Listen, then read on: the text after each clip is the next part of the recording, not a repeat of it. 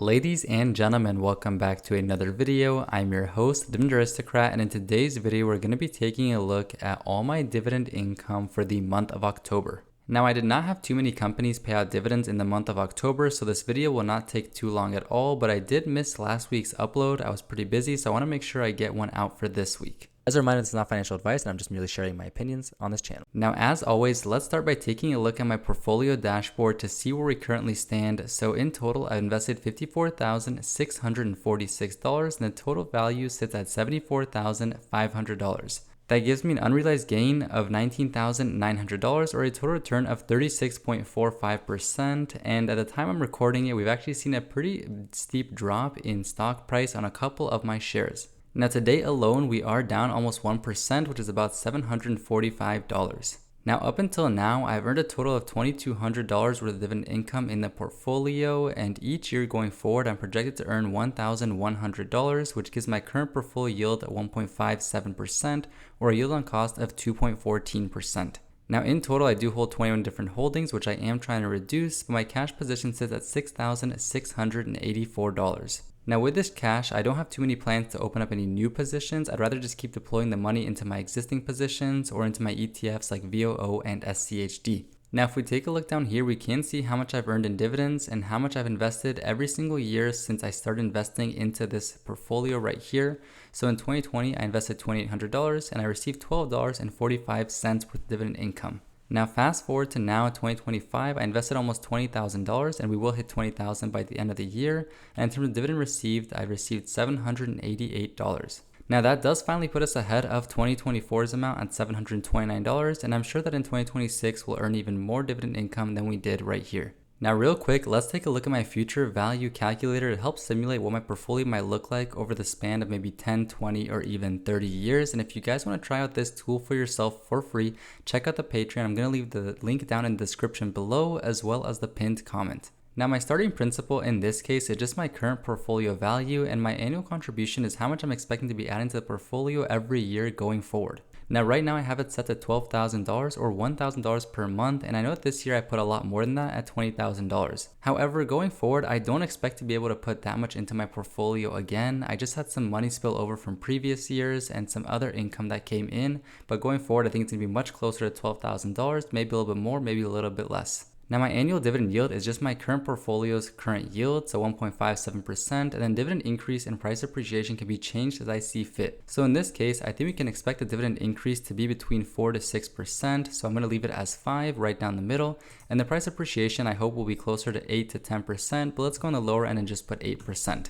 By doing that, we can see that the portfolio value at year 10 is going to be $325,000. Now that's pretty impressive, but the nice thing about this calculator is it lets you simulate even further out. So in this case, I'm going to use the 30-year example, and at that point, I can expect about $2.3 million if these assumptions that we put in actually come to fruition. Now, if that's the case, the dividend income at year 30 is going to be $13,600 per year, and in total, we would have earned $189,000 by that year. So if you do want to try out this tool for yourself, like I said, I'll leave it below in the pinned comment and the description. So without further delay, here is my dividend income for the month of October. So there's only two names that paid out, unfortunately. That's VOO and MO, which is Altria Group and the S&P 500 ETF. Now VOO paid on the first of the month. I got $62.87, and I reinvested that back to get 0.103 more shares of the ETF.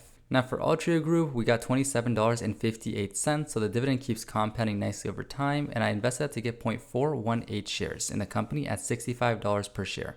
Now the bummer about this is that if you guys do own Altria stock or keep up with it at all, you would have seen the price declined pretty significantly recently after earnings. I think it's currently trading in the 50s range, maybe between $55 to $57 per share, so I could have scooped it over at a discount if I was reinvesting in dividends now instead of a couple weeks ago. Regardless, I'm not looking to add any more into the position at these current prices. I'm just going to keep reinvesting the dividends in the meantime. Now real quick, in terms of buys, I do think I'm missing a buy right here that I gotta get on this page at some point. I haven't had time to look through all my purchases recently, but what we can see right here is my main purchases, which are the SCHD and VOO purchases that I make every single week in the portfolio. Now they definitely have been hurting recently, not as much for SCHD because it's not trading at record highs. It's been trading around the same range, basically flat for the past couple years now, so really not too much going on right there. And you can see I purchased 1 share per week, which is my goal. Now for VOO on the other hand, the S&P 500 just continues to hit record highs I feel like every other week, so I keep purchasing it at higher and higher prices and getting less and less for my $100 investment. So as you can see right here, I bought it for $6.17 at the start of the month, which was pretty steep. Got it for a bit of a discount later on at $6.05, which I still think it's really steep.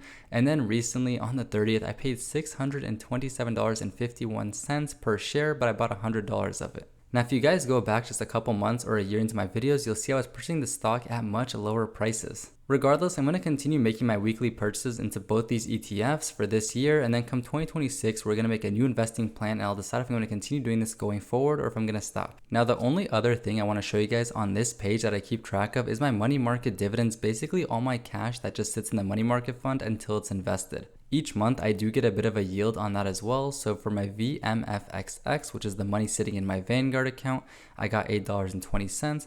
And for my SPAXX, which is sitting in the Fidelity account, I got $23.91. Now that brings my total for the month to $32.11, and the total over the lifetime of this account to $934.21. Hopping into my dividend calendar, this might be my favorite sheet currently within the spreadsheet. It helps visualize how these dividends are growing over time or decreasing, of course, in some cases, and I really enjoy taking a look at it. So you can see right here for the month of October, here's the two dividends we just talked about, and the total is $90.45. Now for VOO, we can also see the totals that it's paid out for the year so far at $178.43, and I will have one more dividend in December as well. Now the main thing I want to point out here is that you can see how it's compounding over time. So we'll take Altria Group as an example. In January, I got paid $25.14, which I reinvested back into the company. Now since then, I have not purchased any more shares, so the increase only comes from reinvesting those dividends, which I guess technically does purchase some shares, and any sort of dividend increases the company does announce. So in January, I went from $25.14 to $25.64 in April, then $26.08 in July, and now $27.58 in October. Now these might seem like small amounts, but over the long term, this portfolio's dividends will definitely compound pretty nicely.